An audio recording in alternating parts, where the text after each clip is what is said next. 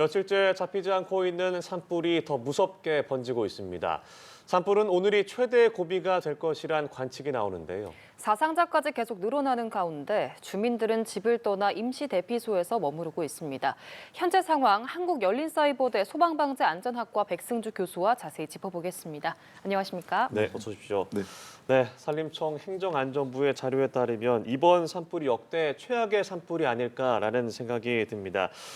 지금껏 경험해보지 못한 산불이어서 이 국가적인 재난이라는 말까지 나오고 있는 상황인데요. 진화 속도가 이렇게 더딘 이유 좀 뭐라고 볼 수 있을까요? 네, 지금 현재 산불 진화 대응력은 말 그대로 100% 이상 총 동원되고 있는데요. 예. 진화 속도를 100% 이상 투입하고 있음에도 진화율이 증가하지 못하는 것은 그만큼 화재가 확대되는 속도가 더 빠르다는 거죠.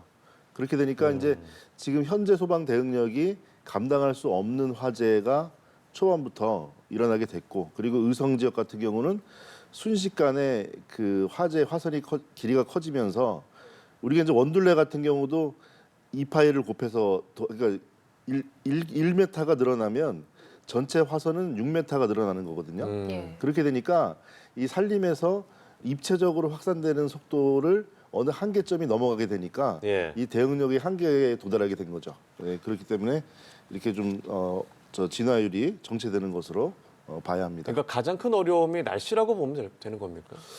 네, 원인도 되고 과정도 됩니다. 예. 그 건조한 날씨가 10일가량 지속됐고, 그러다 보니까 습도가 계속 낮아지는 실효 습도, 나무가 마른 장작이 되고 예. 수풀이 소음이 되는 그런 상황이 됐고요. 거기다가 강풍 상황까지 악조건으로 겹쳐지면서 작은 불씨가 이렇게 큰 화재가 다시 확산이 엄청나게 빠르게 되는 그런 결과를 가져왔습니다. 네, 말씀하신 대로 정말 소방력이 총동원되고 있다고 하셨습니다만 어제 너무나 안타깝게도 산불을 진압하려던 헬기가 추락하는 네. 70대 조종사가 사망한 안타까운 사고도 있었고, 사실 이게 지상 도심이 아니라 산지기 때문에 소방차도 진입하기가 어려울 것이고 여러 가지 어려움이 있을 것 같아요. 그렇습니다. 거기다가 이제 광대한 지역에 화선이 확대되는 상황에서는 네. 공중 지원 장비의 효과가 매우 좋고 필수적이게 되는데요. 21일 산청에서부터 발생한 그 대형 화재, 3단계 화재가 22일 토요일을 기점으로 전국 이제 그 경상 남북도에 세 군데 동시에 생겼습니다. 예. 그러다 보니까 헬기 자원의 한계가 있었고, 그 한계가 있음에도 불구하고 뭐 당연히 쉬지도 못하고 매일 계속 반복적으로 출동을 하는 그런 상황이었고요. 그래서 해당 그 헬기의 그 기력 문제, 30년 가까이 되는 기력 문제하고, 그리고 또 헬기와 조종사의 피로도, 이런 문제가 또 그 한 이틀 전부터 이렇게 지적이 됐었는데요. 왜냐하면 노후한 헬기에 대한 문제점, 또 예산의 한계가 있다고 할 것이고요. 그리고 조종사분들의 피로도, 이런 것들이 또 산림에서는 또 말씀하신 대로 그 해당 사고의 목자에 따르면은 물을 퍼나르는 그 과정에서 전깃줄 인근에서 걸려서 추락한 것 같다. 조사가 있어야 되겠지만 예. 그런 제보도 있거든요. 그래서 위험한 상황에서 좀 그런 좀 시야 사고가 확보도 어려울 것이고. 네네 그렇습니다. 어려운 예. 점이 있죠. 현재 산청 산불은 어제 지리산 국립공원 일부까지 들어오면서 확산이 계속되고 있는 상황인데, 이 산불 피해를 줄이려면 앞으로 또 어디로 어떻게 번질지를 미리 알아보는 것도 중요하다고 생각을 하거든요. 확산 상황이나 뭐 기상 상황 같은 걸 고려했을 때 어느 지역까지 현재 위험하다 이렇게 볼 수 있을까요? 네, 지금 그 비바람이 이제 오늘 다행히 비 예보가 있는데 예. 그 비 구름을 몰고 오는 것도 역시 또 바람입니다. 예. 오늘 단비가 어느 정도 효과가 낼지 매우 큰 효과가 낼 건데 주부를 많이 억제하는 효과가 있었으면 좋겠고요. 화재 확산 방향을 생각해 보면은 봄철에 3, 4월에 바람이 서남 쪽에서 불어오는 일반적인 건조한 바람은 계속 있어 왔습니다. 거기다 풍속이 빨라졌고요.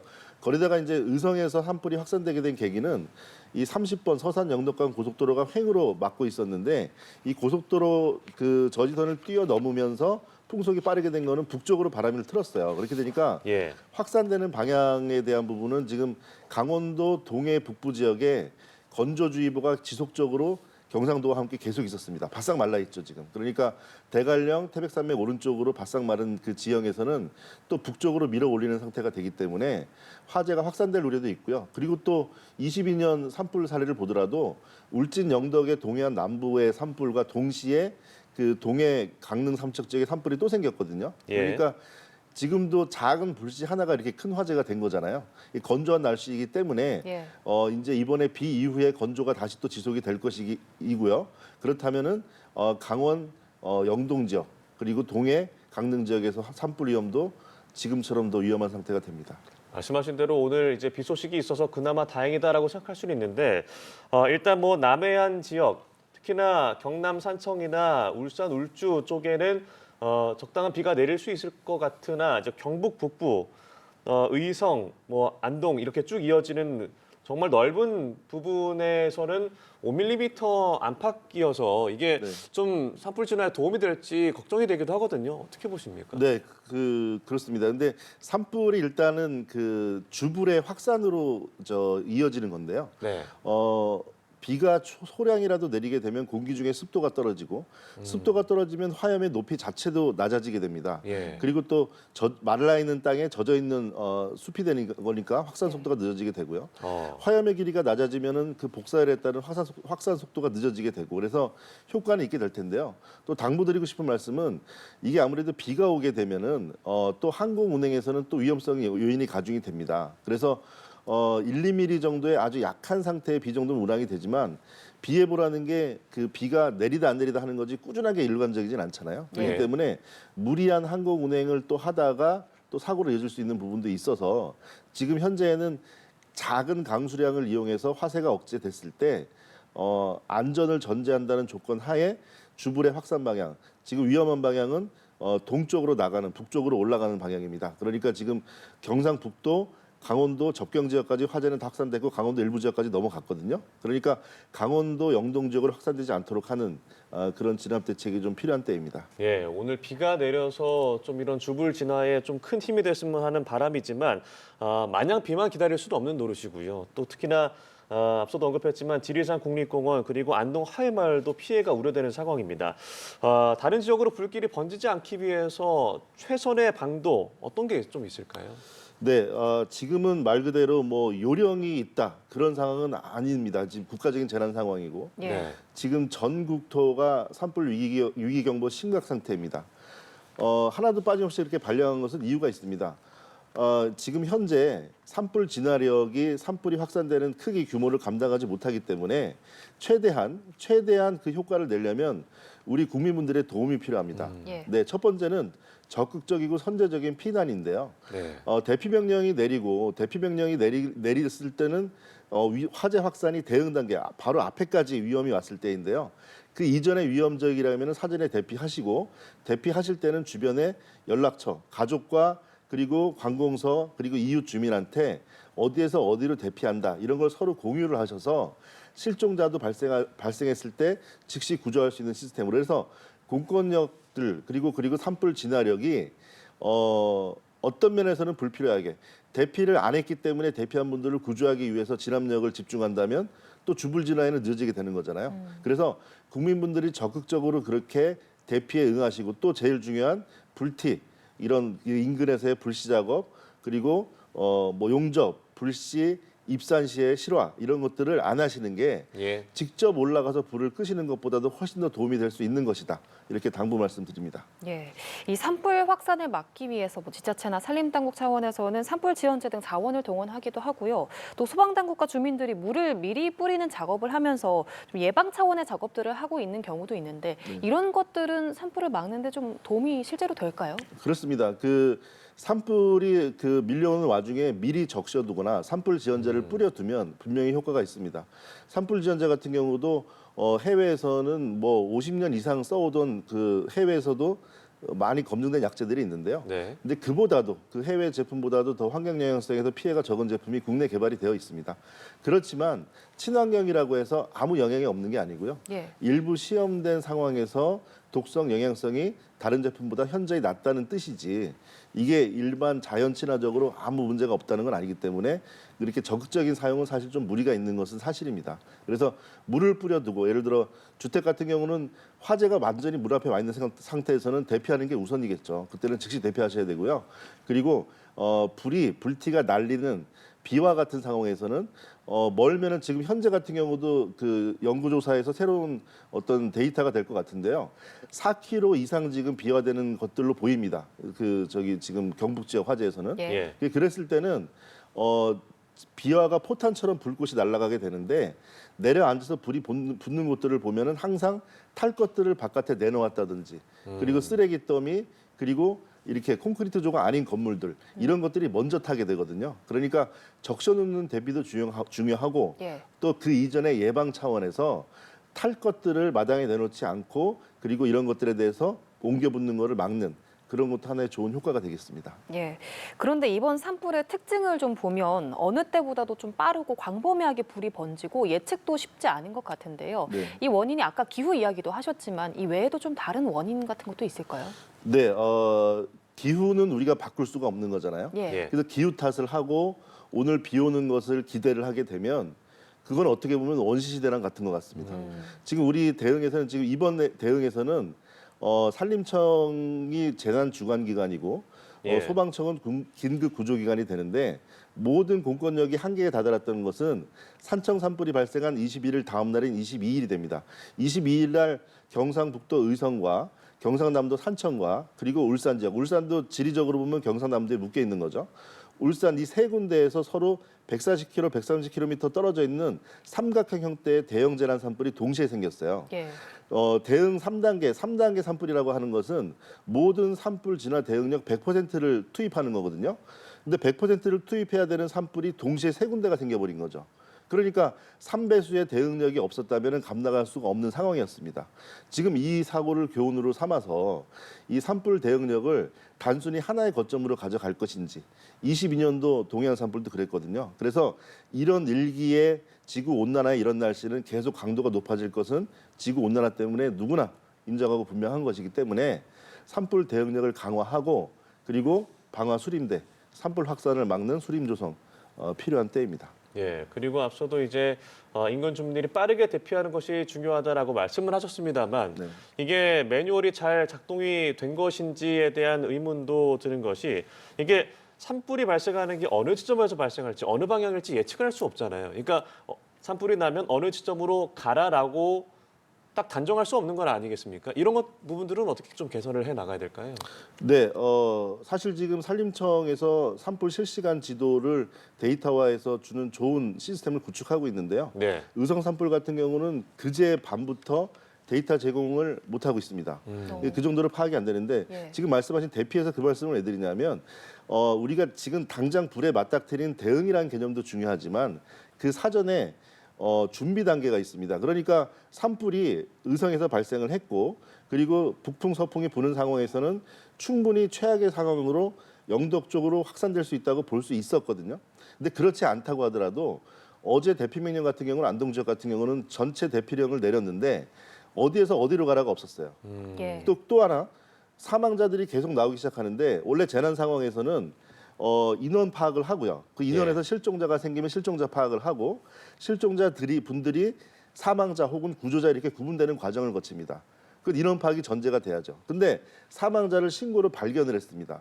그러니까 거주민들이 어디에 어떻게 계신지 사전조사 비상전락망이 안 돼 있고 예. 그리고 화재가 발생해서 확산될 우려가 있는 22일부터의 어제까지 시간 사이에 실제 다시 비상전락망의 확인 이런 것들이 미흡했다는 부분이죠. 대피령을 강제 대피령은 명령입니다. 국가에서 명령을 내렸을 때 주민들이 대피를 안 하시는 것도 문제지만 대피를 안 하거나 못 듣거나 하신 분들이 대피를 못 했다면 그 또한 국가가 공권력에 미치지 못했다는 걸 반증이 되는 거거든요. 예. 그래서 우리가 가까운 일본도 그렇고 방재 선진국의 그런 것들을 교훈을 삼아서 좀 더 체계적으로 준비 시스템을 갖춰야 한다. 그래야 인명 피해를 더 줄일 수 있었을 것이다. 이렇게 말씀드립니다. 예. 그리고 인명 피해 상황을 보면 주로 60에서 70대 고령 사망자가 많이 나왔습니다. 이게 긴급 재난 문자를 받아도 자력으로 대피하기 어려운 경우가 많아서인 것도 영향이 있을 것 같은데 이런 부분에 대한 대응책은 어떻게 마련하는 게 좋을까요? 그렇습니다. 이게 고령화 문제는 벌써 우리가 닥친 문제이기 때문에 그 노인분들이 어떻게 하셔야 한다 하는 건 의미가 없죠. 그래서 우리가 가까운 일본 같은 경우도 예. 지진이나 쓰나미나 홍수 사태에서 대피령이 내리게 되면 인원 파악이 돼 있고요. 그리고 대피가 불가능하고 곤란한 분들 같은 경우는 직접 가서 대피를 이동을 시켜드리는 그런 시스템을 미리 갖추고 있습니다. 네, 그렇기 때문에 그런 완벽한 시스템이라고 할 수는 없지만 어떤 그 한계점, 대피를 명령을 내렸으니까 대피의 완료까지 안내를 하는 그런 시스템을 우리도 일본과 똑같이 할 필요는 없고요. 우리도 우리나라 상황과 정서에 맞는 우리 실정에 맞는 그런 제도를 적절할 필요가 있고 또 일선의 말을 들어보면 재난 주관 기관에서의 말씀은 이렇게 했을 때 민원이 많다는 거예요. 우리 국민분들께서도 예. 그런 대피 상황 이런 상황에서는 적극적으로 협조하셔서 말씀드리지만 우리 그 재난 주관을 돕기를 당부드립니다. 네, 이번 산불로 안타깝게도 26분이 사망을 했습니다.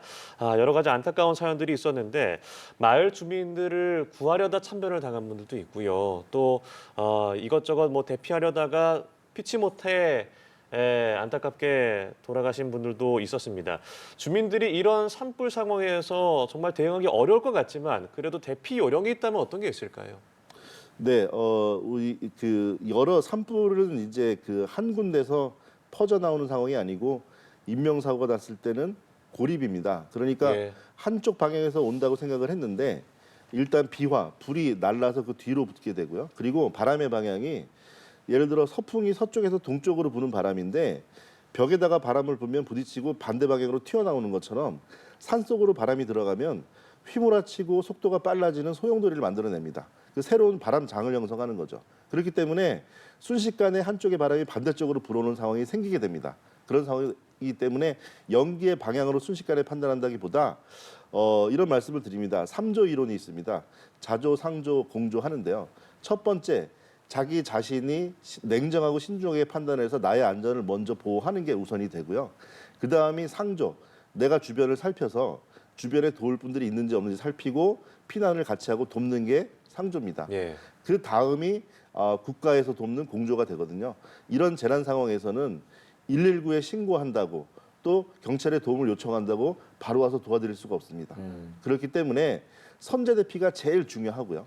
그리고 지금 같은 경우도 가족의 어떤 사례도 여러 가지가 있겠지만은 섣부르게 단독 행동을 하시지 않는 게 맞고요. 그리고 어디로서 어디로 이동하실 때 말씀드리지만 가족과 친지와 119 이렇게 상황을 알리셔가지고 실종 상황이 생겼을 때는 긴급하게 구조할 수 있도록 하는 그런 연락망을 갖추시기를 당부드립니다. 예, 이 산불을 피해서 대피소에 모인 이재민들도 점점 늘고 있는 상황입니다. 노심초사하는 마음으로 뜬 눈으로 밤을 지새웠을 것 같고 또 지금 이 순간도 좀 걱정스럽게 뉴스를 지켜보고 계실 텐데 이 마지막으로 인근 지역 지자체 그리고 주민들에게 좀 당부하고 싶은 말씀이 있으시다면 말씀 부탁드리겠습니다. 네, 지금 해당 지역은 지금 특별 재난 사태 이후에 특별 재난 지역으로 선포가 될 것이고요. 예. 지금 전체 권역은 아니지만 일단은 그 시민분들에게 당부드리고 싶은 말씀은 정부의 안내에 따르고 적극적으로 협조해 주시길 당부드리고요. 예. 그리고 그 정부에 말씀드리고 싶은 거는 지금 현재 영상으로만 보더라도 이재민들 지금 그 거주 조건이 매우 열악합니다. 예를 들어 지금 셀 텐트 같은 것도 없고 지금 저런 식으로 이렇게 셀 텐트를 갖추고 개인 보호 공간을 예. 만들어 드려야 되는데 장소마다 너무 긴박하다 보니까 그래서 저런 거는 지자체의 자원도 한계가 있거든요. 그렇기 때문에 광역 지자체 정부 단위에서 적극적인 지원이 필요하겠고요. 그리고 또 하나 그 구호 물품이나 구호 시스템을 갖추는데 당장 필요한 생필품은 급하지만 중기적인 지원책이 필요합니다. 중기적인 지원책에서 자금을 쓸 때 예를 들면 강릉 같은 경우에 뭐 3m짜리 컨테이너 주택을 지급한다든지 이렇게 괜히 그 불필요한 그리고 의미 없는 돈을 이렇게 쓰는 경우도 있거든요. 그래서 신중하게 주민분들과 의견을 공유해서 이렇게 지원책을 마련해 주시길 당부드립니다. 네, 정말 너무나 어려운 상황입니다. 신속하게 산불이 진화되기를 바랄 뿐입니다. 현재까지 상황 한국열린사이버대 소방방재안전학과 백승주 교수와 함께 이야기 나눠봤습니다. 고맙습니다. 고맙습니다.